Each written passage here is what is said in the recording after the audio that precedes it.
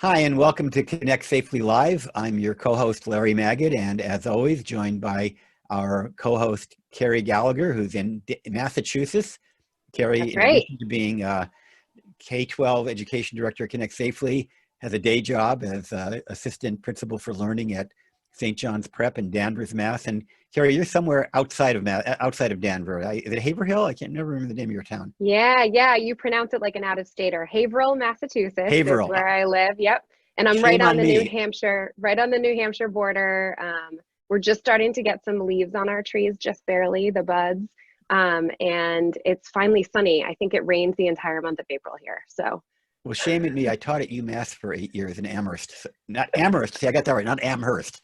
Get that very right. good. I should know how to spell Massachusetts. Anyway, our special guest, who we're so thrilled to have, is my almost neighbor. She lives about a mile from me, and I'm a good friend, Erica Pellivan, who is the co-founder of My Digital Tattoo. And this is a group that Connect Safely partners with. In fact, we work with them on a podcast called Media in the Middle, which is just terrific. And one of the reasons it's terrific, and this is going to be relevant to the conversation we're going to have today, is the only role that adults play are as technical advisors. I help them with the geeky stuff. They do the content. The teens do the content. And it is one of the best podcasts I've ever listened to. Erica, welcome. Thank you. Good to be here. We're thrilled to have you. So let's nice start. To see you again, Carrie. I'm sorry, we have a little trouble with your audio. Say again. Nice to see you again, Carrie. Yeah. No? No, it's okay. It's a little bit tinny, but we'll work. I want to start by talking about what is My Digital Tattoo. Tell us a little bit about the organization that you run. All right. My Digital Tattoo is a nonprofit. We go into schools, 3rd grade, all the way up to 12th grade, to teach kids how to use technology safely and ethically. I'd say if there's one particular thing that we care a lot is helping kids develop the critical thinking skills they need to control their device rather than the device controlling them. And in the beginning, our job was to take all the information that we were learning from the kids and be able to take it together and make it digestible for parents so that it wasn't so stressful and kind of bridge the digital divide. So I think now during shelter in place is better time than any to start those conversations between parents and kids. Yeah, more important than ever, Erica. Yeah. I really appreciate the mission of your organization, and I know we're going to delve into some of the great work that you do on the ground to make that happen. I wanted to also give you a chance to share your background in training, because I think you're really eminently qualified for, number one, leading the organization, but also number two, the conversation that we're hoping to have today. Okay, great. Yeah. So I love adolescents and teens, and my job at My Digital Tattoo, besides co-founder, is that I am the one that does all teen engagement. So that means all the advisory groups where we take kids from around 12 different schools and bring them together once or twice a month, middle and high school. And we also do a dive deep summer internship to really hear about kids. And then 2 days a week I spend being a counselor, and you might be talking about that, where I get to have one-on-one conversations at a high school in East Palo Alto, where I don't think there's ever a conversation that doesn't involve some sort of social media or some sort of tech use or some conflict thereof. So I'm happy. I think what I love to do is just, when you guys ask me questions, to share what I'm learning from the kids, because I really believe they're the experts and they know what's challenging. So during the shelter in place, I've gotten to talk to a lot of them in our advisories and during the podcast, and I've learned a lot about what this has been like. You know, back in the old days when you could actually have in-person meetings, I've attended a few of your advisory board meetings and worked with your students on the podcast. And I have to tell you, every time I leave one of those meetings, I come back so energized. Impressed isn't even the word. I'm inspired by those young people, and also inspired by how you interact with them. I mean, they like you. I think they love you. I mean, there's a real, and they don't know me well enough to love me, but I felt very respected by them. And I don't mean in the way adults sometimes need to be respected by kids. I mean respected almost like a peer, almost not quite a peer, but I just felt warm and comfortable in their presence. Thank you. I think that comes from two things, and the first one is that I'm really interested, literally interested in what they're talking about, and I do believe they're part of the solution. And most kids will say when they leave our internships or advisories that it was the first time a parent had really listened to them about their digital life without shutting them down. Mhm. And so I love hearing about it, trying on, being in the mix, and I always leave energized, and I always leave with something new for sure. So thanks for that compliment. Yeah. Yeah, for sure. I've had only like I think one occasion to interact with some of your students. I live on the other coast, but I agree that I was equally impressed, and I'm someone who works with adolescents and teens every day, right, as part of my job. What is the best way that your teens and adolescents that you've worked with have found to express to adults that their digital life and their in-person life are not separate? How have they successfully explained that to adults? Yeah. So we talk a lot about that because, like you said, Carrie, it's just one life to them. They're not unplugging and plugging. They might be plugging in if they're out of battery, but I don't think my son, who's 18, has ever been out of battery. He's even willing to come home early if he sees he's low battery, if he doesn't have a charger. So their on and offline life is one and the same. Something can happen, as you know, 1 minute in a car and then the next minute's on the schoolyard, or vice versa. And so I think really what I want to help parents understand is that they're doing so much emotionally online that all screen time is not the same. And so it's just life to them. They're kind of wired from the crib, and it doesn't make such a big difference if they're on their device or talking face to face. You know, when we were talking offline, you were saying how things are upside down, melding of the minds, as you said, in terms of parents actually having some attributes we normally associate with teens, and teens having attributes we normally associate with adults. I wonder if you could expand on that for the audience. Yeah, I was just thinking that, kids, all of a sudden their world was turned upside down, like you said, and all the things, and I know Carrie knows this from working with teens, all the things that they value most around autonomy and independence and connection was taken away and flipped on its head at one night, while at the same time the parents actually had no roadmap either. And I think one of the big problems is that now all of a sudden they're in the same space, and parents all of a sudden have to become managers instead of consultants, and it's really hard on their development. What I mean by that, because I can see your face, is that at the beginning, when our kids were younger, that we were the managers of their social media life. We checked them out. We made sure that we put filters on. We stood over their shoulder with passwords. But eventually we wanted our kids to self-advocate and regulate, so we send them off into the world and hope that our relationship is strong enough that they come back to us when they need help. And I think the problem with sheltering in place is that all of a sudden we have to go back to being a manager, and that's really hard because what our kids want is to do something differently. Developmentally, they're doing all the things that they should be doing, mostly moving away from us and then stuck at the house at the same time. Something that came to my mind is, in my own experience as a parent, I have a middle schooler and an elementary school. So we're just sort of brushing the edge of adolescence right now in my family. But one of the things that I've noticed is my daughter, who's in middle school, basically spends almost the entire day on FaceTime with her best friend, whether they're doing homework or not. And sometimes they're not even talking. They're just, when that started happening, my husband was like, why does she need to do that? And I'm like, because they spend all day at school together and they don't have that. So they just want to be in each other's presence, right? So I think what are some maybe other things that you're hearing from the teens you work with about the ways that they're trying to stay connected that are kind of like unprecedented under these circumstances? Well, I've been hearing a lot that the kids are using all the apps that they've always used, just maybe in different ways. For example, most of the kids tell me that they spend a majority of their time on Snapchat looking at the news. That's how they get their COVID news. So if a parent was just to look over their shoulder, they would maybe think they were just snapping and wasting time. But besides connecting, like you said, that's their news source. I see a lot of kids on YouTube just as a way of releasing tension, of going to funny YouTubers, to help them feel better. We see kids going to influencers that they love or respect to help them navigate this time or to give them some relief with giving out free concerts.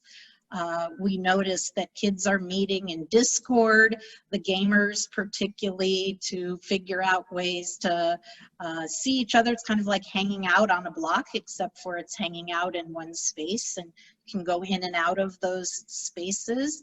Kids tell me they're using way more FaceTime, like you said, because they want to see faces. They miss face-to-face conversation. So they're doing much more with Zoom and FaceTime and WhatsApp, and places where they can see each other is really important to them.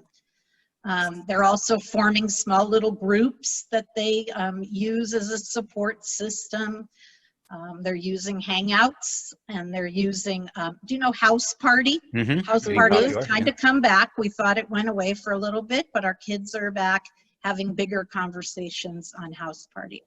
The other thing, Larry, that I think is so interesting is that the kids will tell me they're having deeper conversations with people that they didn't even really know so much before shelter in place. So they're having deeper conversations with people that are just at their school that were kind of on the everyday, reaching out to them.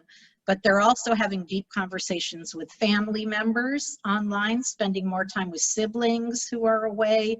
And the conversations are deeper, particularly because most of them say that there's not that much to talk about, that it revolves around talking about COVID or the milestones that they're missing in their life. You know, you're entering into the territory I was going to sort of nudge you into with a question. So, but let's expand on this a bit.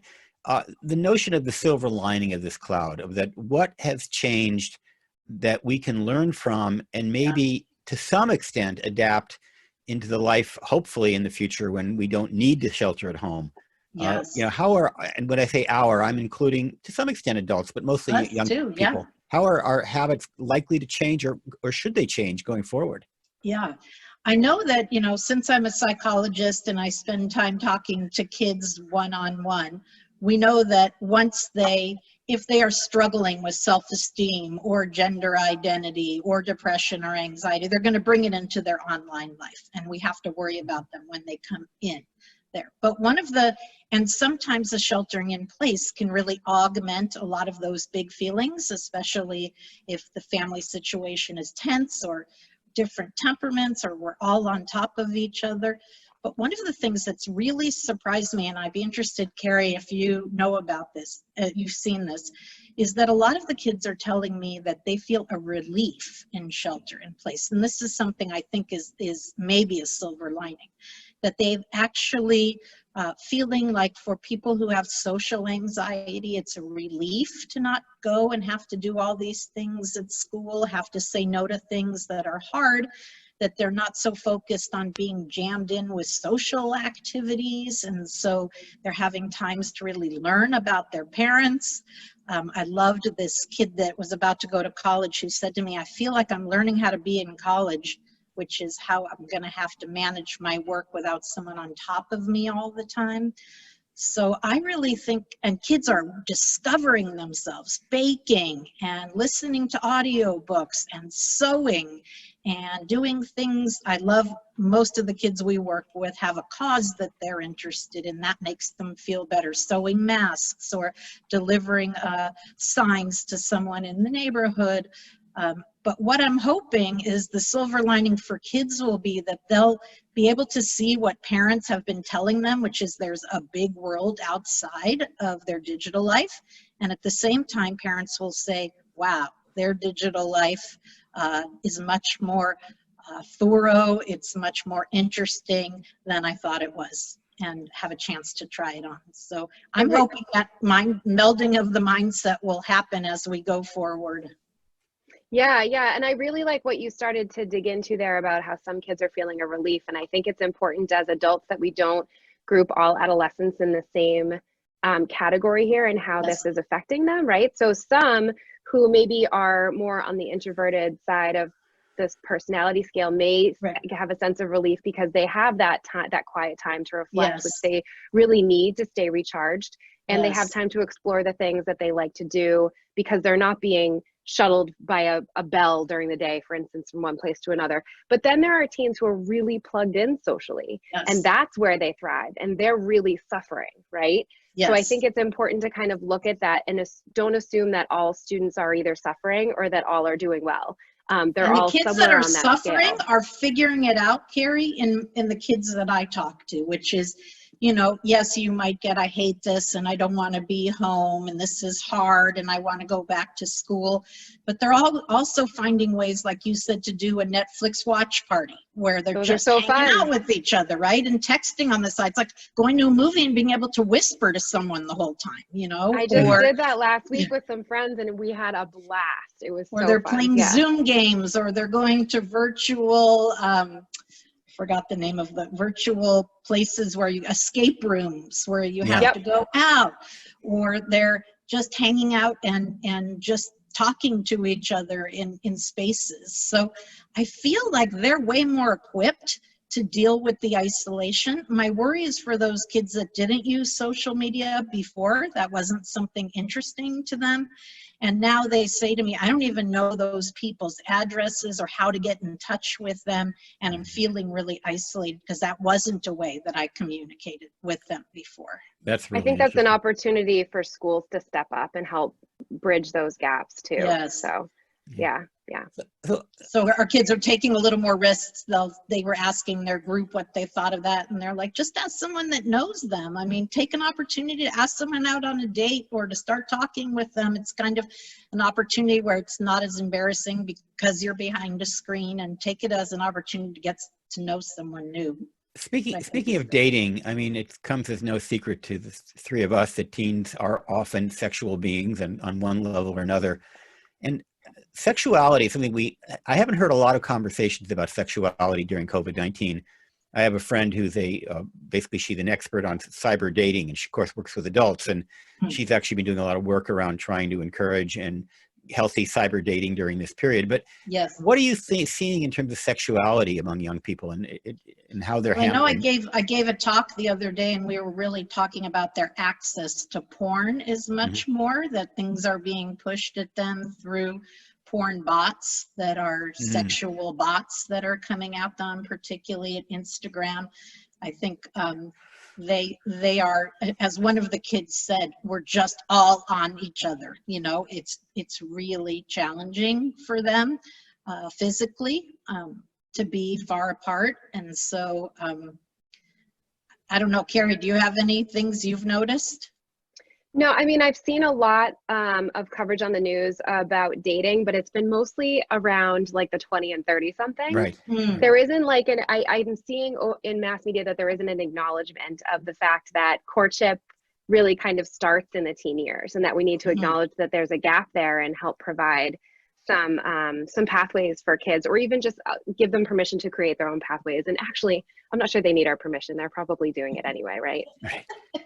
Well, I have an 18-year-old, and I noticed that he's constantly trying to push the envelope to see his girlfriend. But what really worries him the most is what I call anticipatory grief. And that's where I really see the sadness for kids, which is, what is it going to be like? When is it over? Am I ever going to be able to see her?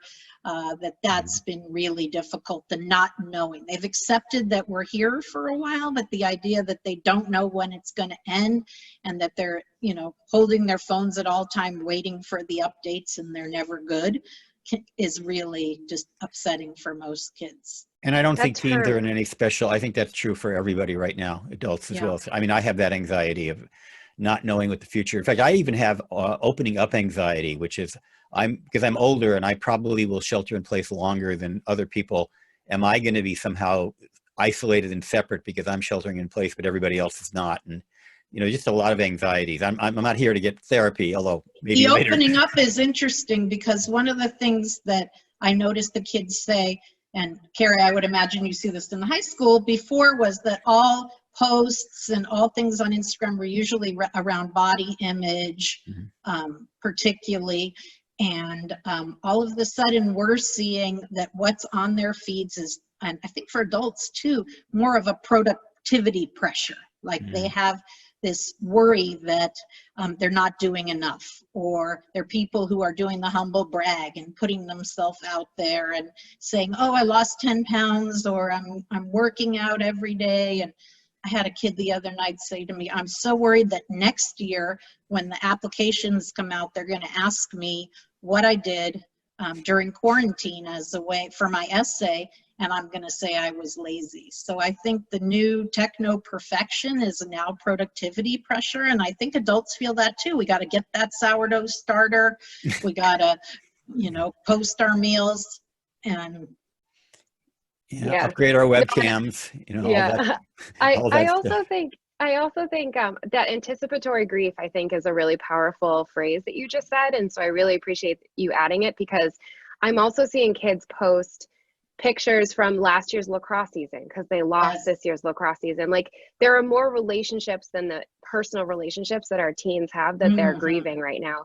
I mean, when you're a student athlete, your sport is your identity, and you're Yes. literally grieving the loss of a part of yourself. Or for our students who are performers at my school, they lost their spring festival competition for their stage performances Right. and concerts, and they literally lost a part of their identity. So in addition to the sort of perfection posts about how great I am at quarantining, I'm seeing a lot of posts from like grieving what last year was. And so there's a lot of throwback posts, right? A lot of, and I think there is a lot of grieving. And I don't know if it was true for your district, but for us, even in all 10 schools, they didn't really have a chance to say goodbye to their friends. So many of them just had to go home without any of their work or out any of the things, the formal goodbyes or the signing of yearbooks or some of the rituals that they were used to doing. The great part, though, Carrie, is that the teens I spoke to yesterday in our episode called The Graduating Class of 2020, they say that they feel now that they're in the acceptance stage and not in the anger stage, which they've moved for, that they feel like they have a different story now to share with their kids, that they're going to be primary sources for this pandemic and how they managed it. And they're doing things that feel, as they would say, much deeper and closer than just sitting in the sun for 3 hours and waiting for your name to be called, that they're finding ways to have little group celebrations or put signs up or decorate cars and do a drive-through, and they're creating new and deeper, and that the smaller things are counting more, which I hope for that silver lining question, Larry, is what's going to stick, which is it's not just a rite of passage. It's about who's helped you and who are you connecting with and who do you want to stay close to, and the gratitude for people who have helped you along the way. And I feel like that's happening so much more now than when my son graduated from high school and it was just one big party. And by the way, that podcast that Eric is referring to, it's called Media in the Middle, and you can find it wherever podcasts are distributed, or you can find it at ConnectSafely.org/podcast. We, as I mentioned, we partner with them, although their kids do all the work. We just do the easy stuff, the technical stuff.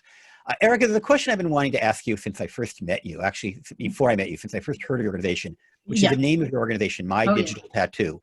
And I almost find that a controversial name because on one hand, it is absolutely true. I'm presuming by tattoo, you mean the notion that what you post online can stick with you forever.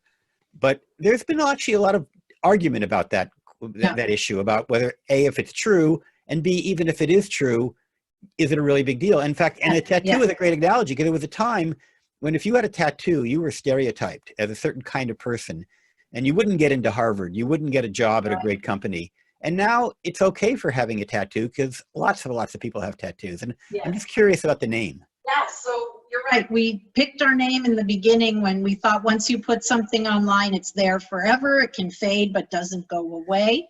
I see now when we talk to the younger kids, the idea of once it's been seen, it's really hard to unsee it. And that's particular to content that comes at them and tattoos them with something that they can't get rid of. We're feeling like we decided to keep the name because it isn't really about whether it matters in 10 years, because I don't think kids have the frontal lobe to know if it matters or care, or maybe they'll be the ones making the decision and it won't matter. But it does matter the next day at school, and it does matter about their reputation, and it does matter how people see them, because I really believe that that the Google search has really replaced the handshake or the kick or the elbow, and that people are getting a lot of information about kids and who they are, even parents of girlfriends or things like that, before they even meet them in person. So for my digital tattoo, it's not only about what you put online and how it defines you, the people you hang out with, the sites you go to, the way you speak. It also has to do with making sure that we're taking care of other people and not affecting their mental wellness by the tattoos that they leave and the xenophobic or the mean comments that they leave, because we all know that we never know how vulnerable someone is on the other side, and something that would be nothing to someone could affect someone for a lifetime. So that's why we still keep it. It's mostly about really thinking about people who pick tattoos and really think about them, like them forever. If you do a rush job and you put something out there, you might regret it. So really pausing and stopping to think about, how do you want to be known in the digital world? And if somebody popped in there, what would they learn about you based on what you post and how you speak? It's a really thoughtful answer. I'm glad I asked the question, because it's been haunting me for years now. I'm so glad. Terry, do you have any And we thoughts? did. Yeah, absolutely. And I love it, not to be like on the spot or anything, Erica. He previewed it with, it's a question I've been wanting to ask you since I met you. Ready? And then it's on a broadcast. How long? What? I know. Let's get it out there. So something I've been thinking about as we've been talking is, we talked a little bit about the relationship between parents and children in the home, or parents and adolescents in the home during this time. But obviously also, and about the relationship between adolescents who can't be physically together. Yes. There's also the relationship between classmates and teachers and kids during this time that are ongoing, and that are really, it feels very weird. Like, I'm an assistant principal, but I also teach a class. And so I have a group of 19 students who I'm trying desperately to stay connected with. And I know a lot of teachers are kind of struggling through this. And I think some weeks I feel like I've done it really well, and other weeks I feel like I failed. And wondering if you could give me some insights into what you're hearing from your crew about what schools could be doing to really maintain those connections, and what schools shouldn't try to do, because it's futile, right? It's too forced and fake. You know, I like to tell the kids, you're not just going to school online, you're going to school during a pandemic. And I believe that for the teachers too. This is very particularly new for the teachers, who a lot of them hadn't used those particular ways of communicating with their kids. The things that I'm hearing that schools do that are not working is the Zoom breakout rooms, when there's not an adult there, because it becomes a time to goof off, kind of like the teachers left, and they're goofing around in there unless there's an adult in there, going to get their food breaks or walking away. All of a sudden I'll see Adam roll up with a Hearthstone game in the middle. But I do hear that when the teachers are asking for their faces to be present, that the black screen isn't on, because it's very easy to get distracted when the black screen is on, or that your avatar looks like you, your picture, your thumbnail, not Daffy Duck or something that makes it hard for the teacher to know who's on. I think they've said that the small things, the small check-ins have really mattered. Like for our seniors, they told us that one principal went around to every house and brought donuts, a dozen donuts to each kid, or that they each took a sign, they ordered them signs to put outside, or having smaller one-on-one connections for those kids who are a little more introverted. I think it's really challenging, and I think we're just going to get better at it, and it's new. And I keep telling the kids, have fun that you're better at something than your teachers right now. They're good at the content, but you know, they're laughing at the teacher's Wi-Fi and that everything's dropping off, or the teacher starts talking and then they get all wobbly and come back and nobody knows. It's challenging. Eric, you mentioned seniors, and as I walk around my neighborhood, I see all signs out in front, congratulations, class of 2020. But when I think back a long, long time to my senior year in high school, I still remember my prom.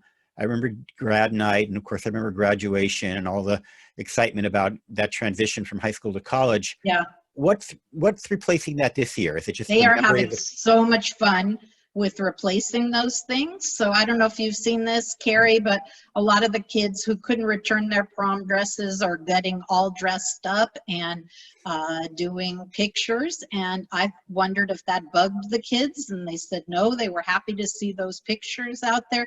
Their families who are doing mini proms in their house, which is kind of fun and exciting. They're having small dinner gatherings. They're finding ways to celebrate just on a much smaller scale. And one of the things that I think is fascinating, and maybe this is just the group that I had, but I don't think they're as upset about it as their parents are, honestly. I think their parents were really looking forward to those celebrations and to the reveals of the colleges and all that kind of stuff that has kind of become a little more low key. But I think most of all, the kids were saying their parents are much more heated about not having graduations, and that Pally will graduate in next December. And what those kids say is it's an opportunity to see your friends after you've been gone for 6 months. So they're starting to turn it around and think of some positive outcomes. One thing's for sure, as much as I do remember grad night and the prom, these kids will remember their senior year in high school. It will be tattooed into their memories. Yes.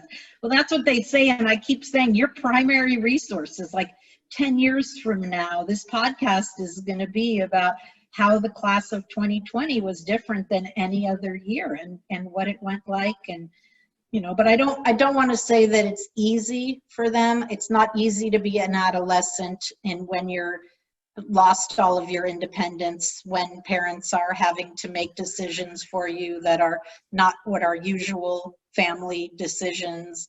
I think that kids are lonely, they want to be outside, and they want to break from their parents. So I love that, Carrie, you had told me before this started that on the weekend there's some time where everybody's in their own room, and I think that's so important because teens need privacy. And we have kids who tell us that they hate the family walk. They're really over the family walk now because they want to go an hour before the family walk so they have some time to themselves, and then they can walk with the family. Or and I think you probably as a principal have this where the parents are much closer to hearing everything that the kids are saying. So they're much more in their grill and mix, you know, and they will come in at various times and interrupt them with lunch or, you know, ask them what that teacher was talking about. And in a way, it can be seen as a silver lining of really getting to bring kids and parents together to hear those things. And in a way, one of our kids said she was in her health class learning about health ed, sex ed, and her mom walked in and it was just totally embarrassing. So kind of having a meeting of the mindsets and seeing what's working right about now seems the right thing to do. Like what's working, what's getting in the way, what do we need to be successful in school? Because I think we're finally at the acceptance stage where we're not just throwing ideas, you know, kind of floundering around. I think now is a really good time to set those rules and work as a family together. So one last question I wanted to ask you, and we're running low on time, is my two girls will have at least one pretty big fight a day, right? Because they're spending a lot of time together. Yes. And one of the things that once we've sort of sorted it out and everybody's calmed down, they're literally 5 minutes later, they're best friends again, as you would expect, right? Is that I try to remind them that you're lucky you have a sister to fight with. Right? Like conflict is a normal part of relationships. And so I think one thing as adults, when we look at adolescents, we may see more of the conflict now because they're in the house with them, but it's important for us as adults to recognize that that conflict is normal and it's part of their growth and development of their social relationships. And that's what we try it out on, right? Our siblings. And you know, I think for me, I used to get on their roller coaster whenever they were fighting and get worried that they're never going to be friends for the rest of their life. And oh my gosh, I have to do something. And what I know now is that they have such a solid foundation and that will come back, and that this is a time of stress in our house, one kid wants to follow social distancing, doesn't want to see anybody, doesn't want to leave the house, and the other one's constantly pestering me for a little more. Can I go out and wear a mask? Can I walk 9 feet away? So temperaments, when we're all in one place, emotions get big. We have to think about what we're throwing at each other in those emotions and take some space. And I'm a big proponent of forced family fun. And that's where everybody in the family gets to pick one thing, and everyone has to be present and pleasant to do it so that you get your turn. And we can do a lot of laughing with forced family fun. Erica, as your friend, I think you're also a proponent of forced community fun, because I've been to your parties, and you even have these parties, the digital detox parties, where we're required to keep our phones in our pockets for at least the first couple of hours. So yes, thank you for that. I probably wouldn't have done it if it weren't for you. Unfortunately, we're running out of time. I'm loving this conversation. It's just so great to hear parents talking, and parents, teachers, educators talking about what's going on right now and putting something into context, because I do think, it might be interesting to watch this webcast 10 years from now. yeah, As historians, to look back at what were they doing back in 2020. But I just want to thank you, of course, always, Carrie. Sure. You're great. And So much thank fun. you, Erica. Good to see you, Carrie, so far away. Yeah, no, we're hanging in there. This conversation was fantastic. Thank you, Larry, and thank you, Erica. Yeah, and also I want to thank talking. Maureen Kochan, our COO, our producer, our director, who is behind the scenes actually making all this happen. So thanks everybody, and we'll see you on social media. And listen to Media in the Middle. It's on Larry's website on Connect Safely. ConnectSafely.org/podcast. Bye, everybody.